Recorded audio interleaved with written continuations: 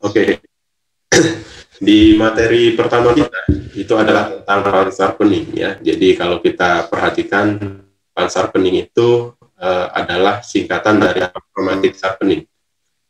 Artinya bahwa dengan menggunakan kanal pankromatik kita bisa melakukan penajaman terhadap data atau citra multispektral. Jadi dalam kasus ini bahwa kata-kata penajaman itu berarti meningkatkan resolusi spasial dari data multispektral. Ya.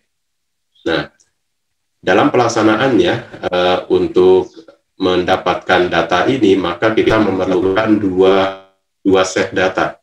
Yang pertama itu adalah data pankromatik yang memiliki resolusi spasial lebih tinggi dan data multispektral yang resolusi spasialnya lebih rendah.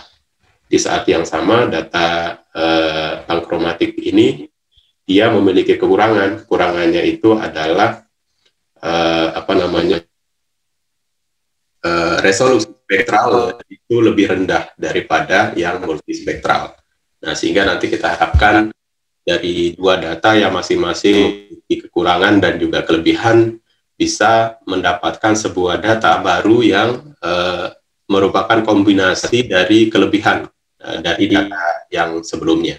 Jadi dia akan mendapatkan data yang resolusi spasialnya tinggi, sekaligus pada saat yang sama dia juga akan mendapatkan data yang resolusi spektralnya itu tinggi. Nah, nanti mungkin kalau Anda masih roaming ini tentang resolusi tadi itu bisa buka materi tentang 4 resolusi dalam penginderaan jauh. Itu sudah ada di rekamannya juga di YouTube, Anda bisa buka, atau kalau masih punya slide-nya, catatannya bisa dibuka ya. Itu materi semester sebelumnya. Oke, dalam pelaksanaannya modelnya seperti ini. Jadi bahwa yang kiri ini adalah jadi yang kiri ini adalah data QuickBird yang pankromatik. Jadi Anda bisa perhatikan citranya hitam putih ya, pankromatik. Jadi dia cuma punya grayscale, kanalnya cuma satu. Kelebihan dari citra kromatik itu adalah secara geometrik itu dia sangat bagus ya, sangat bagus, atau resolusi spasialnya itu biasanya jauh lebih tinggi daripada yang multispektral. Jadi kita bisa lihat di sini tingkat kedetailannya itu sangat tinggi ya. Kemudian di saat yang sama di yang tengah ini kita memiliki data multispektral.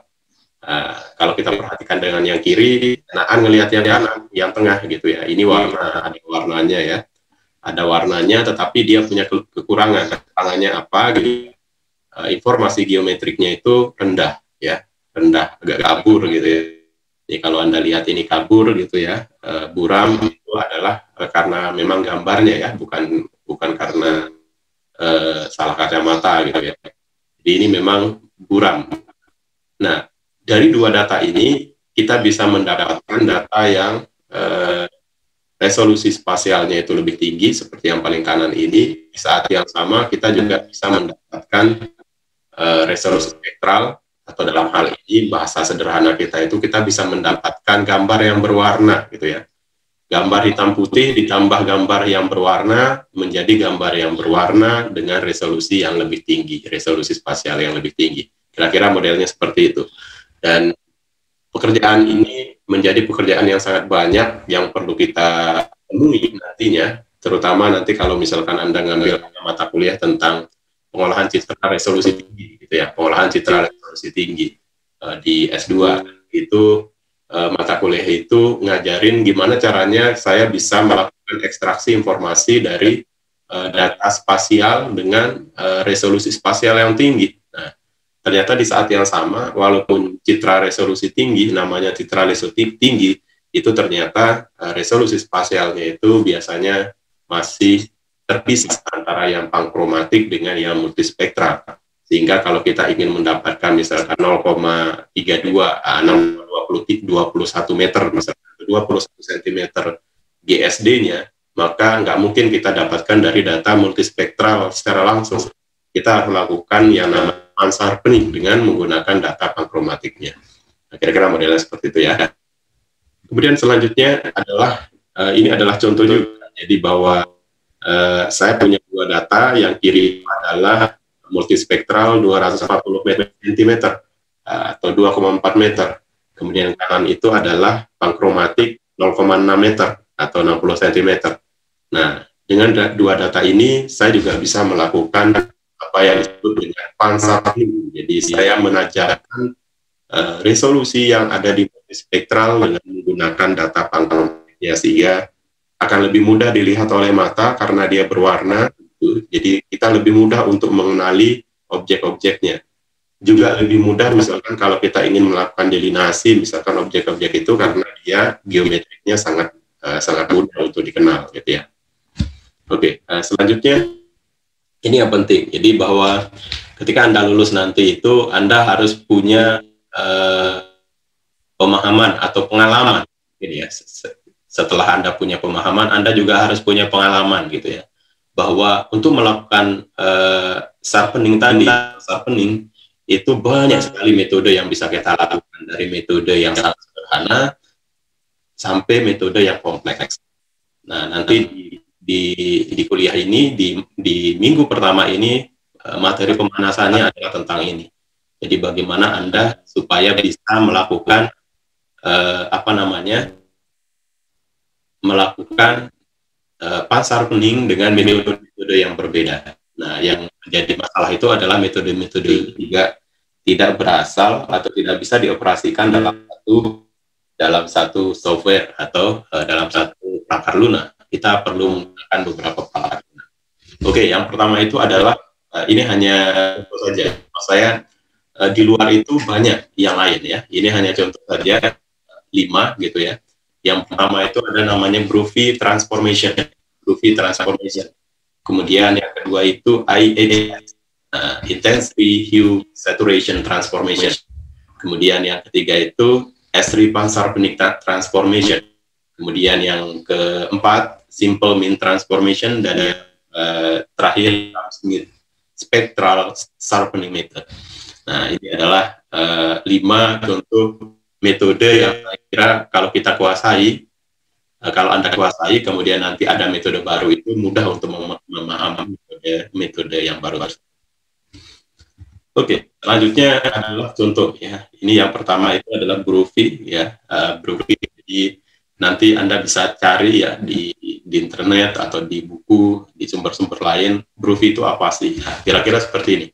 Jadi Groovy itu dia buat berdasarkan modeling spektral dan dikembangkan untuk meningkatkan visual kontras atau kontras visual pada data histogram ya yang ada. Jadi kalau kita punya di sini 3 ya, atau di sini contohnya ini 4 ya. Anda memiliki 4 kanal yang nanti 4 kanal ini akan kita pertajam dengan data pankromatik, maka kita tinggal menggunakan rumus DNF ini ya. Di sini ada DNF sama dengan dan seterusnya ya. Kemudian di sini kanalnya ada 4, red, green, blue, infrared. Kemudian red out, green out dan seterusnya itu adalah data yang sudah ditajamkan ya. Data yang sudah ditajamkan. Rumusnya apa? Red out itu adalah R kali DNF. DNF itu adalah yang ada di sini ya. Ada P min IW kali I dan seterusnya. Nah, keterangan P, R, G, D, IW itu ada di kanan. Jadi pankromatic image, red band atau kanal merah, kanal hijau, kanal biru, infrared dan bobotnya ya. Oke, selanjutnya adalah di S3. S3 itu juga punya kalau kita perhatikan di sini ini ada S3 ya, S3 Unsharpening Transformation 3. Nah, di sini dia menggunakan bobot rata-rata ya, menggunakan rata antar bobot ya. Kemudian hasilnya itu adalah digunakan untuk membuat nilai baru yang disebut sebagai ADG, ini adjusted ya ini yang digunakan untuk menghitung hasil akhirnya. Nah, hasil akhirnya. Nah, rumusnya itu adalah ADJ sama dengan pan image min WA. Ya, pan image min WA. Pan image itu adalah pansar peningnya, WA-nya itu adalah wave average. Jadi jadi contohnya di sini adalah kalau Anda ingin mendapatkan readout, artinya kanal merah yang dipertajam, itu rumusnya itu adalah R ditambah ADJ. R sendiri adalah merah ditambah ADJ. ADJ itu apa sih? Pan image min WA. Pan image-nya sudah kita tahu, WA-nya apa? WA-nya bisa dilihat di kanan ini, ya, di sini. Jadi ini tergantung dari sensor yang digunakan, ya, WA untuk RGB. Jadi ini ada 4 angka, ya. Contoh misalkan untuk GUI 0,6, 0,25, 0,75, 0,3. Berarti yang paling kiri ini adalah red, green, yang paling kanan itu adalah near infrared. Nah, tinggal dimasukkan lagi nanti, ya, min WA-nya. Oke, selanjutnya, kemudian selanjutnya itu adalah Gram-Schmidt, ya, mudah-mudahan ini cara pelafalannya betul, ya. Ini adalah salah satu metode, ya, metode sekaligus tool yang ada di NV, ya.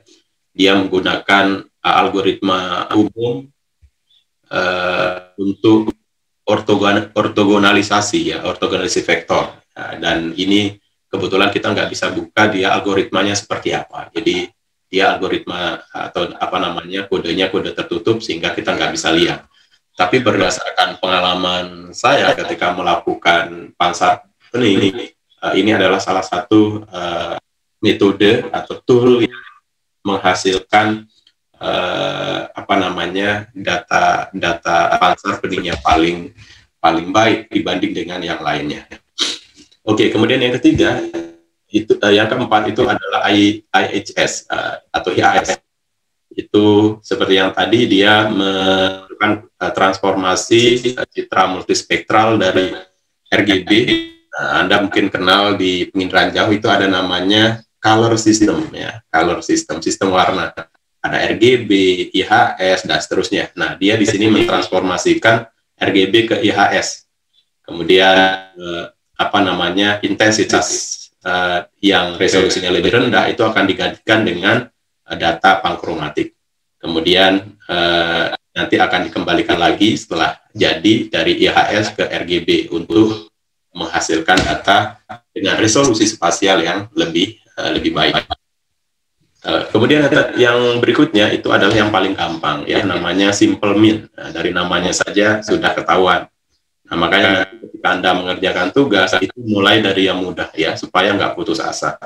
Jadi mulai yang mudah, setelah itu selesai baru secara bertahap lakukan dengan metode yang lebih.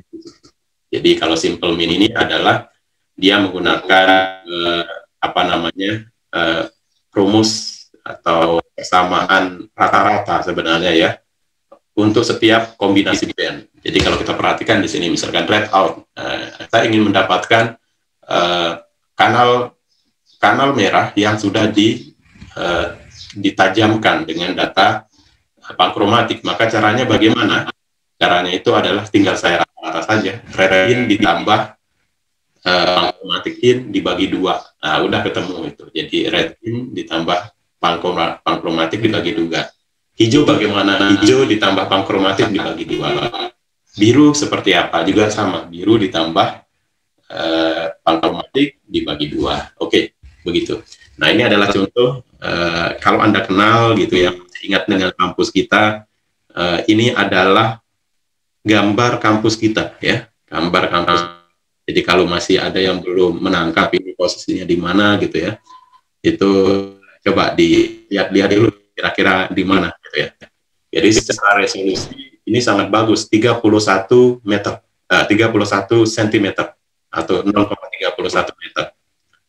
Anda bisa lihat di situ ada tiang bendera, ya. Ada tiang bendera tuh kelihatan di tengah-tengah. Kemudian ada tekstur di atap-atapnya, gitu. Bisa kita lihat, ya, di sini. Ada teksturnya nih, ada garis dan seterusnya, ya. Kemudian parkiran ini ada nih di sini. Kemudian di sini ada tiang listrik. Kemudian di sini ada parit nih kecil, dan seterusnya ya. Oke, ini ada di perpustakaan kita. Ini perpustakaan pusat. Ini adalah rektorat, kemudian ini tempat kita upacara ya. Ini tempat Anda urusan akademik ya, dan seterusnya. Oke.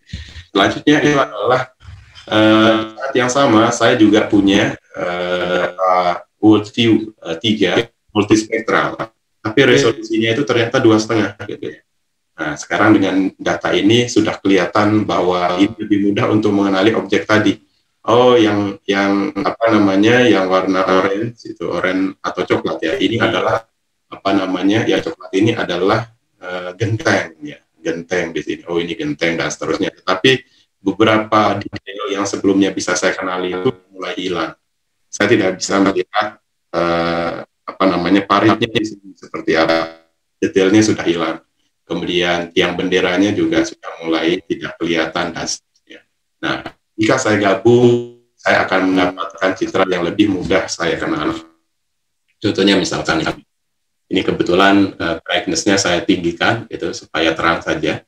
Tapi ini adalah gabungan dari dua data tadi. Jadi yang satunya itu hitam putih tapi detail, kemudian satunya itu berwarna tapi tidak detail. Kita gabung, kita mendapatkan citra yang berwarna sekaligus.